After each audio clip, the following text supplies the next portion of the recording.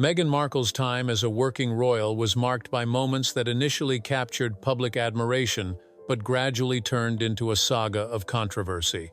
Her latest actions have fueled fresh tensions, particularly with Prince William, and deepened the rift with the royal family, while her financial struggles and fading media presence signal a challenging future. One of the most talked-about issues was Meghan's behavior around Prince William.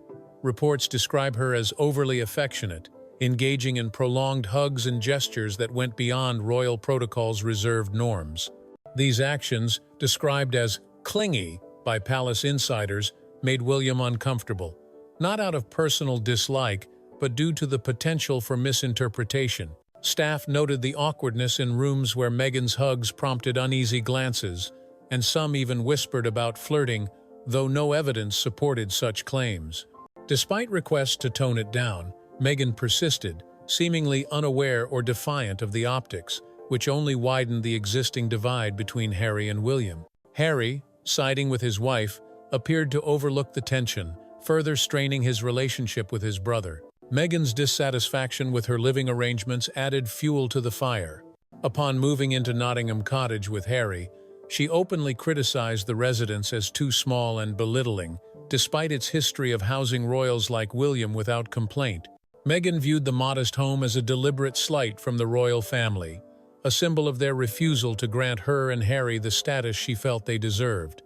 Her comments during a visit from Oprah, where she reportedly said even Oprah was shocked by the cottage's simplicity, struck many as out of touch, especially given its location on palace grounds. When offered Frogmore Cottage instead of the grander Frogmore House, Meghan remained unsatisfied, and her request for Windsor Castle reserved for the monarch was firmly denied by the Queen. These rejections were interpreted by Meghan as personal affronts, amplifying her narrative of being marginalized by the royal establishment. Meghan's approach to royal traditions further alienated her. Raised in Hollywood, she brought a bold, informal style that clashed with the monarchy's emphasis on subtlety and protocol.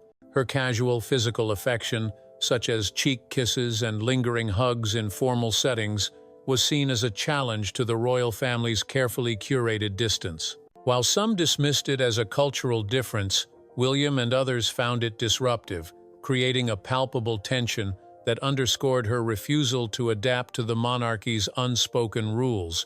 Financially, Meghan and Harry's post-royal ventures have faltered. Their high-profile deals with Spotify and Netflix, initially promising, have crumbled due to reported difficulties in collaboration, missed deadlines, and demands for excessive control.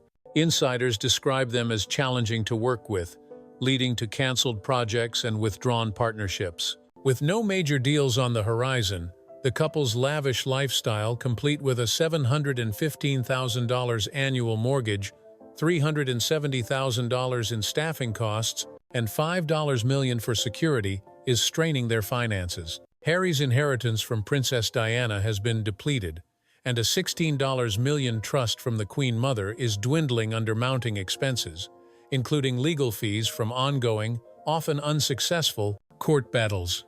The couple's attempts to mend ties with the royal family have been met with skepticism. Harry's recent effort to share his schedule with the family, ostensibly to avoid conflicts, was perceived as a desperate bid for relevance rather than a genuine olive branch.